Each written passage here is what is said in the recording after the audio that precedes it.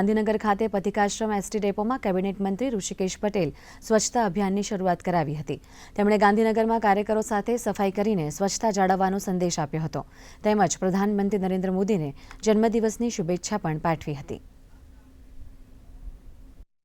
આદરણીય પ્રધાનમંત્રીએ આપેલી મુહિમને અને એમાં પણ જ્યારે લાલ કિલ્લા ઉપરથી એમને કહ્યું હતું કે સફાઈ એ સ્વચ્છતા એ લોકોનો સ્વભાવ બને, કારણ કે સ્વચ્છતાની સાથે આરોગ્યના પ્રશ્નો પણ જોડાયેલા છે અને સાથે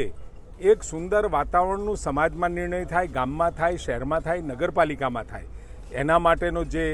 એમને સંદેશો આપ્યો હતો સમગ્ર ભારત વર્ષના લોકોએ એ વાત ઉપાડી લીધી છે। આ સ્વચ્છતાનો વિષય એ લોકો સાથે વણાતો જાય છે અને કોઈ પણ નવી શરૂઆત એ લોકોનો સ્વભાવ બનાવવાની આ પ્રક્રિયા જ્યારે ચાલુ થઈ છે ત્યારે આજે મેયરશ્રી ગાંધીનગરના તમામ કાર્યકર્તાઓ સાથે